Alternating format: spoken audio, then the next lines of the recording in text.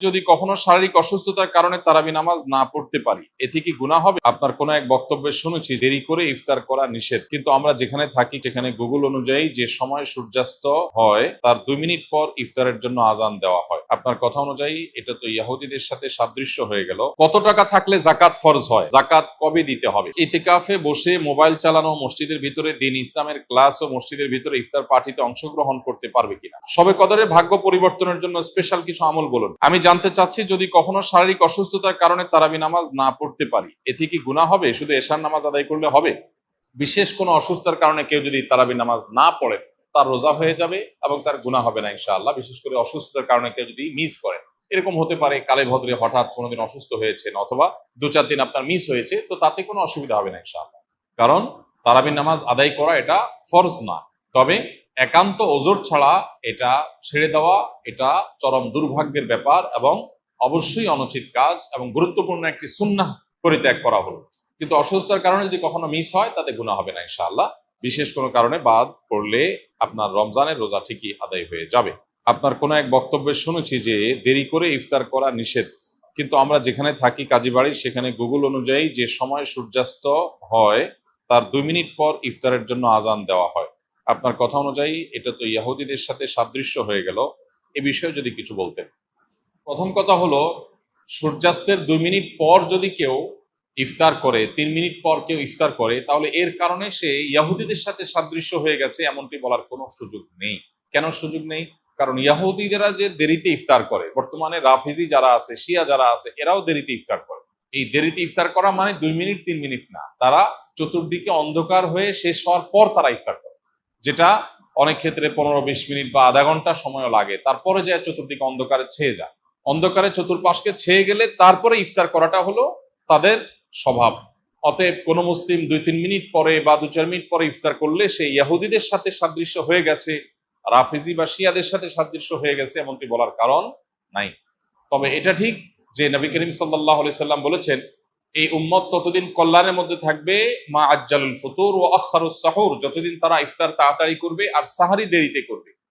ইফতার তাড়াতাড়ি করার মানে হলো সূর্য ডুবে গেছে, নিশ্চিত হয়ে গেছেন, তারপর আর বিলম্ব না করে সাথে সাথে ইফতার করা, এটা হলো ইফতার তাড়াতাড়ি করার অর্থ। আর সাহারি দেরিতে করার অর্থ হলো সাহারি শেষ করার কিছুক্ষণ পর আজান হবে বা ফজর ওয়াক্ত হবে, একেবারে শেষ মোমেন্টে আজানের ঠিক আগের মিনিট পর্যন্ত খাচ্ছেন, এটা সুন্নাহ না।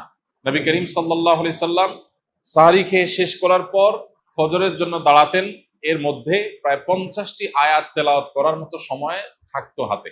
এখন বেশিরভাগ মানুষ, আমরা দেখা যায় সাহারি খেতে গেলে মুয়াজ্জিনের সাথে আমাদের প্রতিযোগিতা হয়। মুয়াজ্জিন মাইক নিয়ে দাঁড়ায়, আজান দিবে, আর আমরা খাবার মুখে নিয়ে আমরা কম্পিটিশন করি যে আমি আগে শেষ করব, মুয়াজ্জিন চেষ্টা করে মুয়াজ্জিন আগে আজান দিবে, মানে ভাবখানা এমন। তো এটা সুন্নাহ না, মানে একেবারে লাস্ট মিনিট পর্যন্ত খেতে থাকলেন, এটা সুন্নাহ না। বরং সুন্নাহ হলো সামান্য একটু গ্যাপ রাখা। তবে হ্যাঁ, এটা ঠিক যে একেবারে শবে সাদিক হওয়ার আগ মুহূর্ত পর্যন্ত যদি কেউ খায় তার রোজা হয়ে গেছে। আর ইফতারের ক্ষেত্রে সূর্য ডুবে গেছে, ঘড়ি এই দিক সেদিক হতে পারে, 1 মিনিট আমার ঘড়িটা স্লো হতে পারে, এই সন্দেহের কারণে কেউ 1 মিনিট দেরি করে খেলো, তাতে সে দেরি করে ইফতার করেছে এটা বলা যাবে না, বা তাড়াতাড়ি ইফতার করার খেলাফ আমল করেছে সেটাও বলা যাবে না। তবে এটা ঠিক যে ইফতার তাড়াতাড়ি করতে হয় আর সাহারি দেরিতে করতে হয়, এবং ইহুদিরা রাফিজিরা যারা চতুর্দিকে অন্ধকার ছেয়ে যাওয়া পর্যন্ত অপেক্ষা করে, আমরা সেটা করব না। আমাদের সমাজে আলহামদুলিল্লাহ এখন সচেতনতা হয়েছে, মানুষ ওয়াক্ত হওয়ার পর পর ইফতার সাধারণত করে। আর একটা জিনিস গুরুত্বপূর্ণ, তা হলো ইফতার এবং সাহারির সাথে আজানের সম্পর্ক সরাসরি নাই। অর্থাৎ আজান হলে আপনি ইফতার করবেন আর আজানের আগ পর্যন্ত খাবেন, ব্যাপারটা সেরকম না। মুয়াজ্জিন আজান 1 মিনিট পরে দিতে পারে, 2 মিনিট পরে দিতে পারে, 1 মিনিট আগে দিতে হবে, কারণ আজানটা তো একেবারে ওই মিনিট হওয়ার সাথে সাথেই দেওয়া আবশ্যক না, অথবা ঘড়ির সমস্যা হতে পারে। এই জন্য আপনি দেখবেন টাইম হলো কিনা সেটা। অতএব যদি টাইম আপনি মেনটেন করে ইফতার এবং সাহরি করেন, ইনশাআল্লাহ সুন্নাহ আদায় হয়ে যাবে আল্লাহ চাহে। কত টাকা থাকলে জাকাত ফরজ হয়? জাকাত কবে দিতে হবে? জাকাত কত টাকা হলে ফরজ হয়? এর উত্তর হলো, কেউ যদি 52.5 ভরি রূপা, এটা অথবা রূপার সমমূল্যের সম্পদ, নগদ অর্থ, ব্যাংক ব্যালেন্স, অথবা ব্যবসার মাল, যে পণ্য কেনা হয়েছে বিক্রির জন্য, এরকম কোনো মাল যার কাছে আছে যেটার মূল্য দাঁড়ায় 52.5 ভরির সমান, এইরকম সম্পদের মালিক যদি কেউ হয় এবং সে সম্পদ তার কাছে 1 বছর থাকে, তাহলে 1 বছর পর ওই সম্পদের বাজার মূল্য হিসেব করে 1 বছর পর 2.5% জাকাত দিতে হবে, অর্থাৎ লাখে 2,500 টাকা। এভাবে হিসাব করে তাকে জাকাত দিতে হবে। বর্তমানে রূপার যে বাজার দর সেটা হিসাব করলে প্রায় 2.25 লাখ টাকার কাছাকাছি হয় 52.5 ভরি রূপার দাম। এটা ভ্যারি করে, উঠানামা করে। একেবারে খুব রিসেন্ট যে এখন 2026-এর ফেব্রুয়ারি মাস চলছে, এই সময়টাতে রূপার যে বাজার দর আছে সেটা হিসাব করে দেখা গেছে যে 2.25 লাখ টাকার কাছাকাছি। এক্সাক্ট আপনি যখন দিবেন রূপার দরটা জেনে নিয়ে যে 52.5 ভরি বা 52.5 তোলা রূপার দাম কত সেটা হিসাব করে যদি দেখেন যে এটা আপনার সম্পদ এই পরিমাণ হয়ে গেছে, তাহলে সবটুকুর জাকাত দিতে হবে। এমন না যে এর অতিরিক্তটা জাকাত, বরং সবটুকুর জাকাত দিতে হবে। জাকাত দেওয়াটাকে জরিমানা মনে করা এটা কিয়ামতের আলামত। সহিহ বুখারীতে আসছে, নবী সাল্লাল্লাহু আলাইহি ওয়াসাল্লাম বলেছেন একটা সময় আসবে মানুষ যখন জাকাত দেওয়াটাকে তার জন্য অর্থদণ্ডের মতো বিষয় মনে করবে, জরিমানার মতো বিষয় মনে করবে। এটা ভুল ধারণা আমাদের সমাজে। কারণ আমরা মনে করি যে জাকাত দিলে বোধহয় লস হয়ে যায়, কমে যায়। বরং জাকাত দিলে এটা তো আমার আখিরাতের অ্যাকাউন্টে জমা হয়ে গেল, এটা বরং আমার স্থায়ী হয়ে গেল, নিশ্চিত হয়ে গেল, বাকিগুলোর গ্যারান্টি নেই। এই জন্য জাকাত দিতে পারাটা সৌভাগ্যের বিষয়। আর জাকাত কখন ফরজ হয়, এর উত্তর হলো যে জাকাত ফরজ হয় প্রত্যেকটা ব্যক্তির অর্থ বছরের আলোকে। সবার অর্থ বছর একরকম নাও হতে পারে। ধরুন আমি জিলহজের 1ম তারিখে জাকাত দেওয়ার মতো সম্পদের মালিক হয়েছি, তাহলে পরবর্তী বছর জিলহজের 1ম তারিখে আমার জাকাত আসবে। কেউ যদি মুহররম মাসে জাকাত দেওয়ার মতো সম্পদের মালিক হয়ে থাকে, তাহলে 1 বছর পর মুহররম মাসে তার জাকাত তার উপরে বর্তাবে। তো জাকাত বর্ষ এটা নির্ভর করে ব্যক্তি কখন সম্পদের মালিকানা আসছে তার উপরে। এখন কেউ যদি জাকাত দেওয়ার সুবিধার্থে, হিসাব করার সুবিধার্থে সে যদি একটু আগে দিয়ে দেয়, ধরা যাক যে আমার জিলহজে আসে, আমি রমজানে দিয়ে দিলাম হিসাব করে, কোনো অসুবিধা নেই, জাকাত অগ্রিম দেওয়া যায়। যে প্রতি বছর আমি রমজানে দিলাম, সমস্যা নেই। আমাদের সমাজে অনেকে মনে করে রমজান মাসেই জাকাত দিতে হয়, জাকাত রমজান মাসেই শুধু দিতে হয় এমন কোনো কথা নেই। তবে এটা ঠিক, রমজান মাস আমলের মাস, সওয়াবের মাস, এই মাসে আমরা বেশি বেশি সওয়াব হাসিল করার চেষ্টা করবো ইনশাআল্লাহ বিইذনিল্লাহ। সেই জায়গা থেকে আমরা নফল দান, অন্যান্য সাদাকা করব এবং বিশেষভাবে যদি জাকাত দেওয়ার চেষ্টা করি ইনশাআল্লাহ, সেটা আল্লাহ তাআলার কাছে আমরা বিশেষ আজরের আশা করতে পারি। রমজানে নারীরা উচ্চ আওয়াজে কোরআন তেলাওয়াত করতে পারবেন কিনা? নারী হোক আর পুরুষ হোক, কোরআনে কারীমের তেলাওয়াতের মধ্যে নীরবে তেলাওয়াত করতে পারেন, আবার কিছুটা মৃদু কণ্ঠের মৃদু আওয়াজে তেলাওয়াতও করতে পারেন। বিশেষ করে বাসা বাড়িতে একটু মৃদু কণ্ঠের আওয়াজে তেলাওয়াত করাই ভালো। শয়তানকে বিতাড়িত করবার প্রয়োজনে বিশেষ করে একটু উচ্চ স্বরে, একটু সরবে কোরআন তেলাওয়াত করা গুরুত্বপূর্ণ। মেয়েদের কোরআন তেলাওয়াতের ক্ষেত্রে লক্ষ্য করতে হবে যে পরপুরুষের কানে যেন তেলাওয়াতের আওয়াজ না যায়, রাস্তায় বাসার বাইরে যেন না যায়, সেটা খেয়াল রাখতে হবে। বাসার ভিতরে যদি থাকে, পরপুরুষ বা গায়রে মাহরামের কানে যদি আওয়াজ যাওয়ার আশঙ্কা না থাকে, তাহলে কোনো অসুবিধা নেই। বাসায় বসে সেরকম তেলাওয়াত মা বোনরা করতে পারবেন এবং সবসময় তাদের একেবারে নীরবেই করতে হবে এমন কোনো বাধ্যবাধকতা নাই, বরং যেটা সরবে করতে পারেন। বিশেষ করে পরিবারের অন্যান্য সদস্যদেরকে কোরআন তেলাওয়াতে উদ্বুদ্ধ করার জন্য যদি একটু আওয়াজ দিয়ে পড়েন, তাতে কোনো অসুবিধা নাই, বরং অনেক ক্ষেত্রে এটা ভালো সন্তানদেরকে অভ্যস্ত করার জন্য। এবং বিশেষ করে আজকাল তো একটু সরবে আওয়াজ কোরআন তেলাওয়াত এটা বাসাবাড়ি থেকে, আমাদের বিভিন্ন জায়গা থেকে এটা উঠে গেছে, এটা করা দরকার। হ্যাঁ, মসজিদে যখন আপনি তেলাওয়াত করবেন বা এমন জায়গায় তেলাওয়াত করবেন যেখানে আরো অনেক মানুষ আছে, সেখানে জোরে তেলাওয়াত করলে অন্যদের ডিস্টার্ব হবে, সেখানে অন্যের ডিস্টার্ব যেন না হয় সেভাবে আপনাকে তেলাওয়াত করতে হবে। নবী করিম সাল্লাল্লাহু আলাইহি ওয়াসাল্লাম মসজিদে নববীতে এক ব্যক্তিকে উচ্চ স্বরে কোরআন তেলাওয়াত করতে শুনে বলেছেন যে তুমি যাকে শোনাতে চাচ্ছ তিনি বধির নন, অর্থাৎ তোমার আওয়াজ যেন অন্য কারো কষ্টের কারণ, ডিস্টার্বের কারণ না হয়। এটা আমাদের খেয়াল রাখতে হবে ইনশাআল্লাহ তাআলা। একজন মানুষ ইতিকাফে বসে মোবাইল চালানো, মসজিদের ভিতরে দ্বীন ইসলামের ক্লাস ও মসজিদের ভিতরে ইফতার পার্টিতে অংশগ্রহণ করতে পারবে কিনা, এবং কেউ কোনো কিছু জানতে চাইলে ইতিকাফরত ব্যক্তি উত্তর দিতে পারবে কিনা? উত্তর হলো যে ইতিকাফরত অবস্থায় একান্ত প্রয়োজনীয় কথা বলতে পারবে, কেউ কিছু জানতে চাইলেও সেটার উত্তর দিতে পারবে।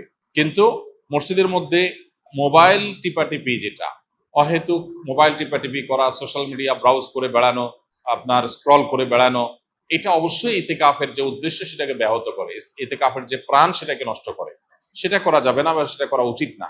যদি কেউ সেটা করেন তাহলে ইতিকাফ ভাঙবে না, কিন্তু ইতিকাফের কোয়ালিটি নষ্ট হয়ে যাবে এবং এটার সওয়াব কমে যাবে। এজন্য অহেতুক মোবাইল টিপি বা অহেতুক গল্প গুজব আড্ডা এগুলো দেওয়া যাবে না। তবে প্রয়োজনীয় কথা বলা যাবে এবং মসজিদের মধ্যে দ্বীনি ইলমের ক্লাস অবশ্যই করা যাবে। মসজিদের মধ্যে ইফতারের কোনো প্রোগ্রাম হলে সেখানে অংশগ্রহণ করা যাবে, এগুলোতে কোনো অসুবিধা নেই। ইতিকাফ নিয়ে আমাদের মধ্যে অনেকের মধ্যে অতি ভয় কাজ করে। আমরা মনে করি ইতিকাফে বসলে বোবা হয়ে যেতে হয়, কোনো কথা বলা যায় না, এরকম না। সাধারণ স্বাভাবিক জীবনযাপন আমরা করতে পারবো ইনশাআল্লাহ। নবী করিম সাল্লাল্লাহু আলাইহি সাল্লাম রমাদানের শেষ দশকে জীবনে কোনো বছর এতেকাফ ছাড়তেন না।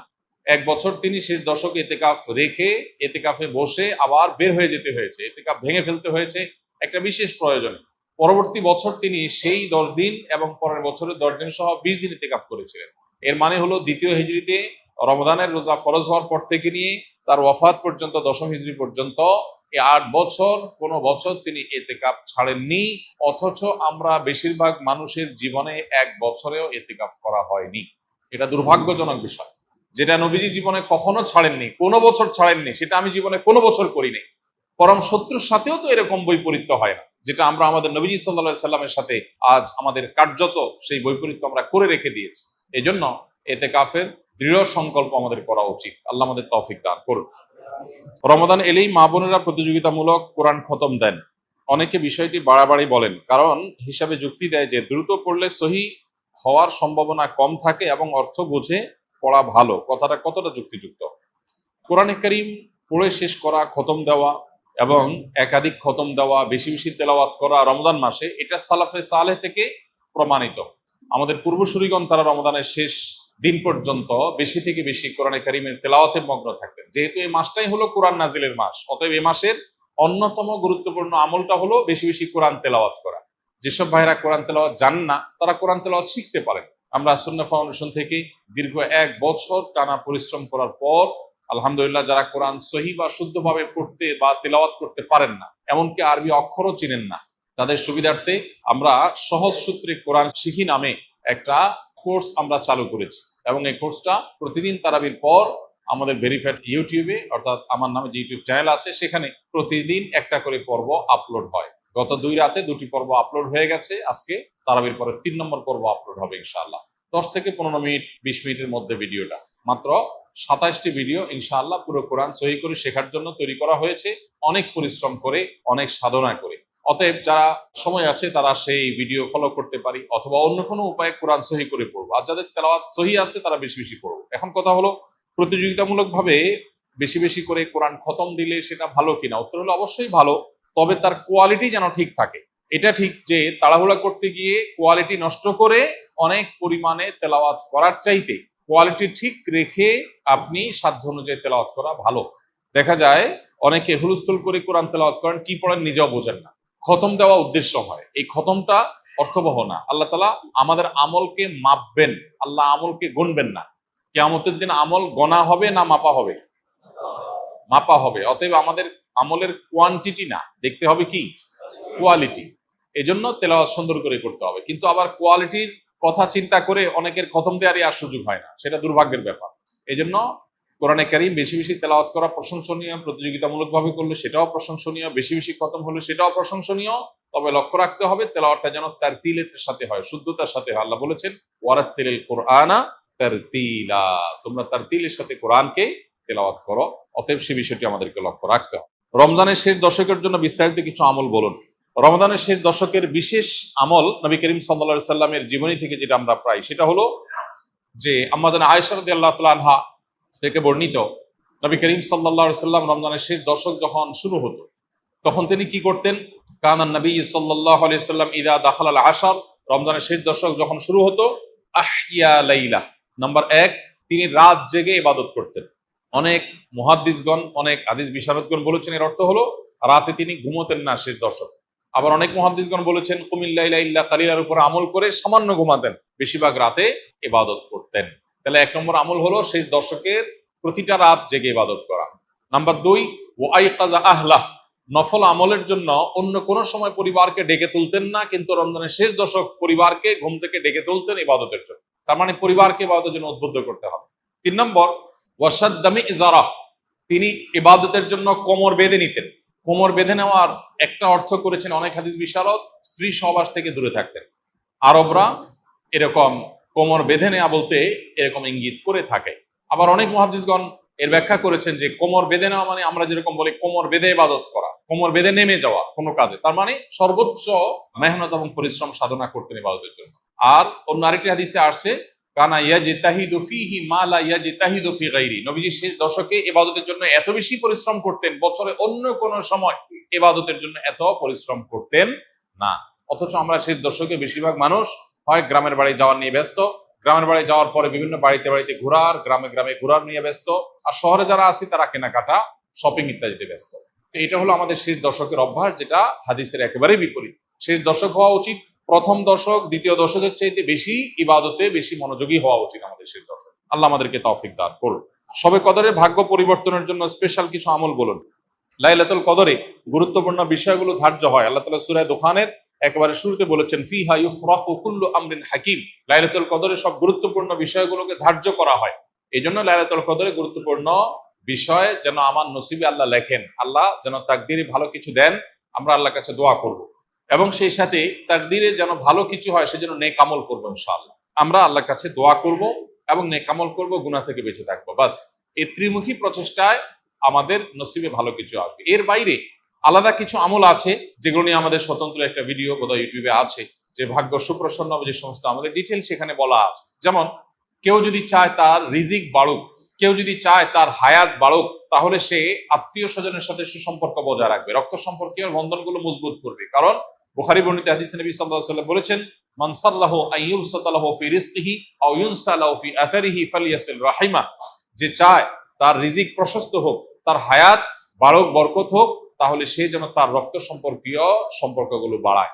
ঠিক তেমনি ভাবে জীবনে বারাকা লাভের যে সমস্ত উপায়গুলো আছে, যে কোনো কাজ বিসমিল্লাহ দিয়ে শুরু করা, কুল্লু আমরিন বিবালিন লাম ইউবদা বিবিসমিল্লাহি ফাহুয়া আবতার আও আকতা আও কামা ওয়ারাদা ফিল হাদিস।